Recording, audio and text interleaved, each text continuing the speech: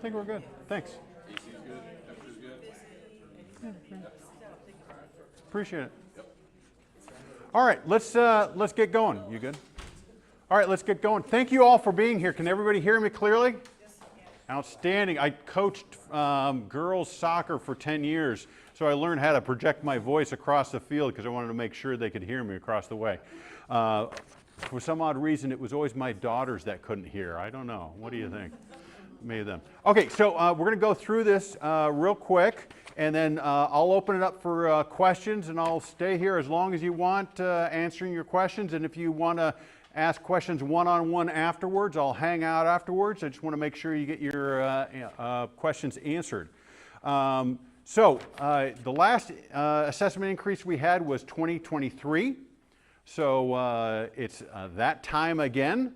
And 2023 was the last increase was March 1st of 2023. And it went from? It went from 35 to 40. No, 37 to 40. 37 to...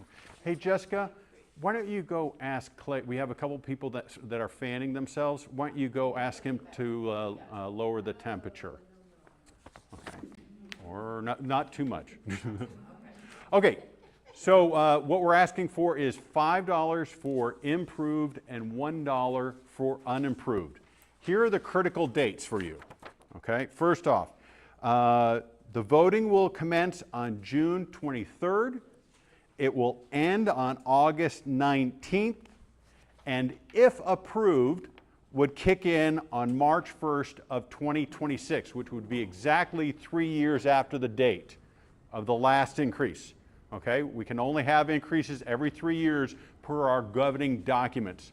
We're starting early. We want to make sure we have the answer to this vote before we start the budget process. Okay. If the assessment increase is approved by the membership, then there will be no change in the amenity usage fees for 3 more years. So that means that the amenity usage fees that were put into place on March 1st of 2020 would stay into effect for 9 straight years through February 28th of 2029. So same fees. Okay, so the commitment that we made in 2020 is that, okay, but the commitment that was made at that time was that the fees would stay the same for 3 years. We made the same commitment in 2023 that the fees would stay the same. The amenity usage fees, your golf fees, your tennis fees, your boat registration fees. Activity card? Activity card, same thing. So we're making that same commitment for a 3rd time. So 9 straight years, your fees would remain exactly the same, okay? All right, now move to the inside of your brochure. On the left-hand side are the amenity usage fees and what you're currently paying and what you would pay. And this is only if the assessment increase is not approved. Only if it is not approved. So if you're a golfer, we have a lot of annual golf memberships. Currently you're paying $1,600. There would be a $150 increase to $1,750. Secondary, or the spouse, would go up by $100. We have a lot of golfers that now they don't have the annual golf membership. They pay every time they come in. They're paying $33 right now. If the assessment increase is not approved, it would go to $40. Range buckets, you're currently paying $0 with your activity card. It would go to $1 with your activity card. Boat registrations would go up by $75.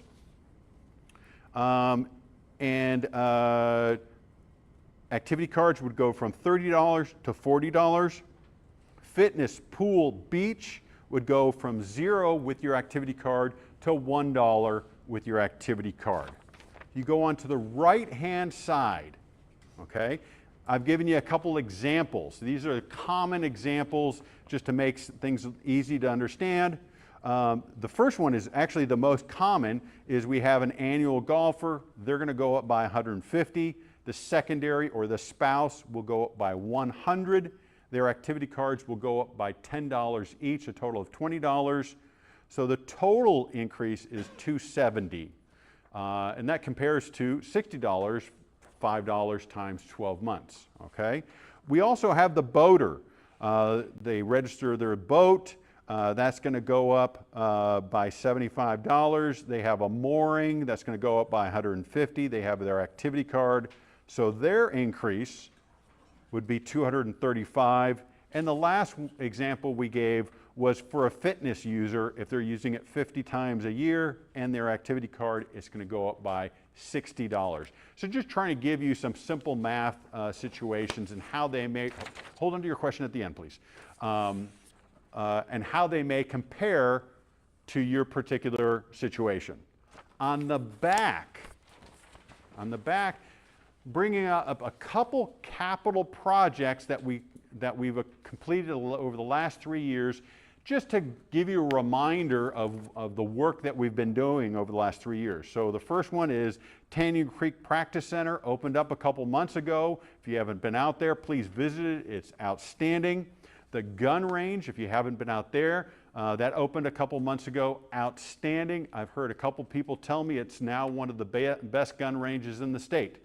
I don't get around that much shooting, but very, very pleased with the work they've done. Right here, the BVRC and new fitness equipment, we reopened that in '23. Kingsdale Clubhouse and BV65, that reopened last year. We've added additional pickleball courts. We now have 4 fish production ponds. As I say, the fish don't get in the lake on their own. All our lakes are artificial. We have to put the fish in there.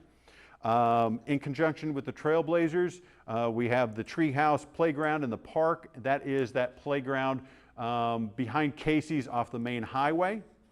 And Highlands Fairway, we're currently doing that right now. We're converting from common Bermuda, which is not a very good golfing surface, to Zoysia, Myers Zoysia.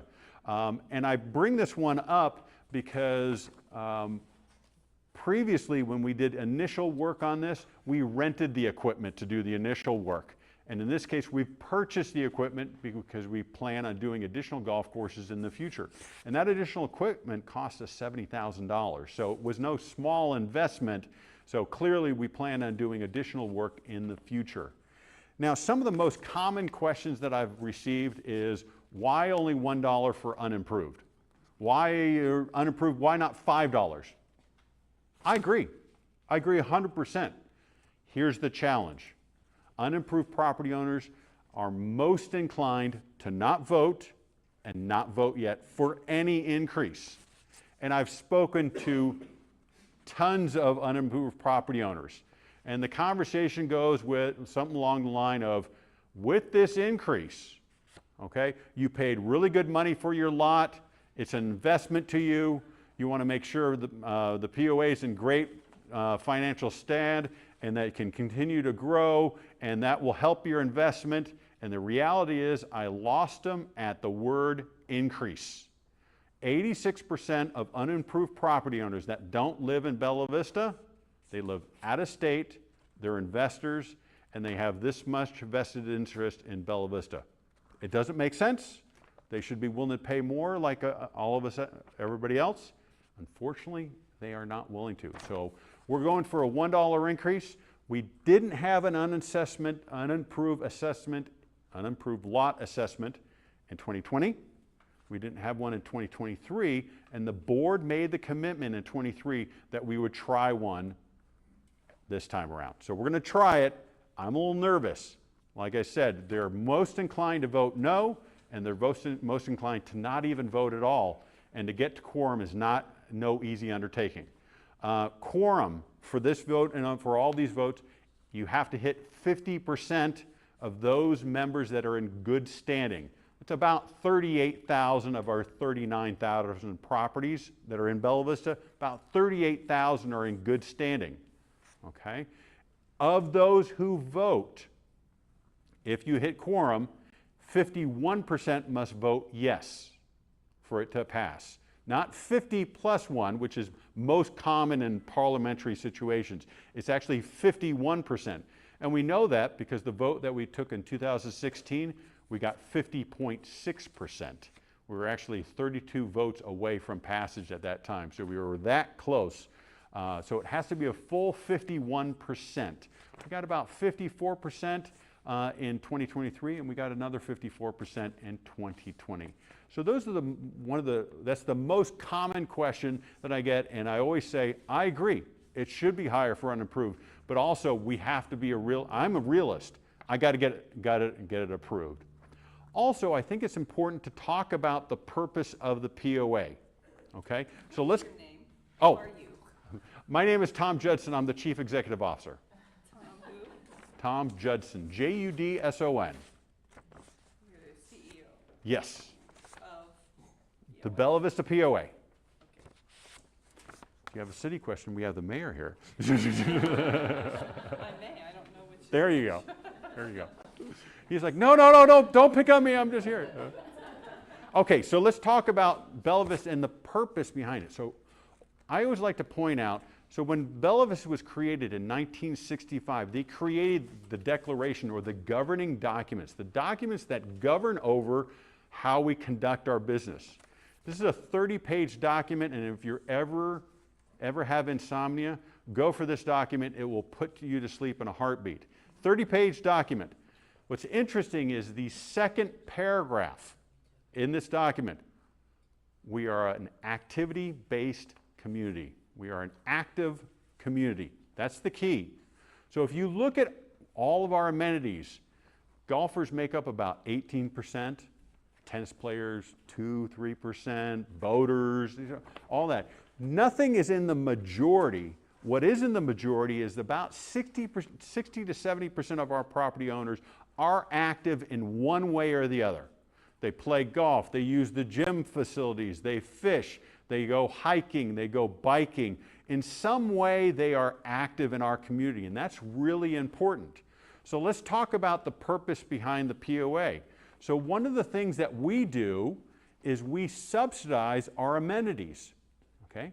If we were a for-profit business, how many golf courses would we have?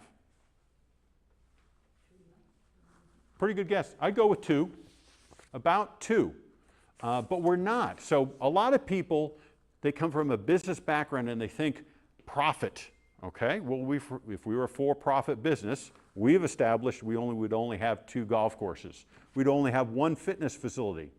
We'd only have 1 restaurant. We'd have fewer lakes, although I don't know how you get rid of a lake. That'd be kind of tough. Pull the plug? Okay, not my best it's not my best effort to go into joke. So you have for-profit over here, and you have cities over here. Cities subsidize parks. Some cities subsidize municipal golf courses, so forth. What the POA does is we're kind of right in the middle. We try and bring good, sound business practices and subsidize amenities for our membership's benefit, but we try and use those good business practices to subsidize them as little as possible. So when you look at golf courses, we subsidize our golf courses about $2.5 million a year. Okay? Lakes is about $700,000 a year. I said before, fish don't get there on their own. We have to put them in there. The lake rangers, we have to pay the boats for the lake rangers, all that stuff. Fitness facilities, $600,000 a year. Okay?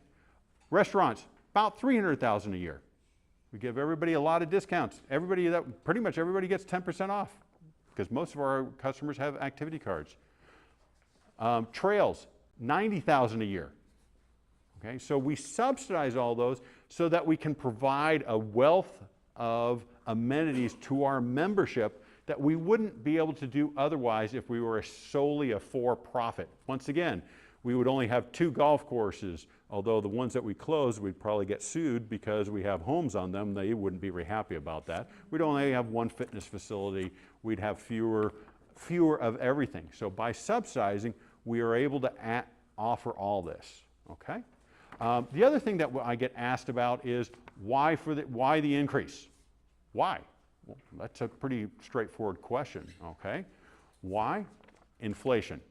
Everything that you see at the grocery store and when you go to Walmart and you buy whatever you buy, all the prices are going up. Exact same thing for the POA. Our fertilizer on our golf courses is going up. Our chemicals, the chemicals for the lakes, for the fish that we buy, for everything is going up. And if you look at your Social Security increase over the last 3 years, your Social Security, for those that are on it, that they've gone up by 15%. The $5 increase we're asking for is a 12% increase. So that gives you kind of an idea that we're not asking for a huge, we're not going overboard. And the last thing I like to do is I like to compare us to other communities, okay? Now, anytime you compare to another community, the comparison is inherently flawed because there's really no other community that's just like us. So any comparison is going to be an apples to oranges comparison, okay? So you can throw stones at this comparison all you want and you'll be right, okay? But I think the best comparison is probably Hot Springs Village, okay? They're a Cooper community. They were founded 5 years after the POA. They're gated, they have security guards. That's a huge difference compared to us, but they have a lot of similarities to us. They are currently paying $110 a year, where we're currently at 40, asking to 45. Okay, the main, huh? Monthly. You said yearly? Oh, sorry, I messed up. So they pay 120 a month. They pay 110 a month. We pay 40 right now. Okay, sorry, I lost you in translation along there. That's the main difference. And the reason why they pay more is they were founded 5 years after us, and I referenced the 30-page document, the declaration beforehand. Their declaration and our declaration is exactly the same except for one area. And the board of directors at Hot Springs Village can vote for a cost of living increase annually. They don't need the membership to have an increase. So that little cost of living, hold on, I'll get to you, don't worry. That little cost of living increase every single year is why they're at 110 and we're at 40. Okay? Yes, ma'am. They're also not a city, so they are not. Absolutely. Like I said, comparisons are not great, but at least it gives you an idea. We have each quarter we have a new residents meeting. And we meet a lot of people that are moving here from all over the United States. And when they compare the services that they get here for the money, it's something to be proud of. One thing that we're very proud of with Bella Vista is in my opinion, we provide outstanding amenities at a great value. We're not trying to be something that we're not. We try and provide a great value. So, you had some questions. Go for it. And I think that's the opening statement, so you're good.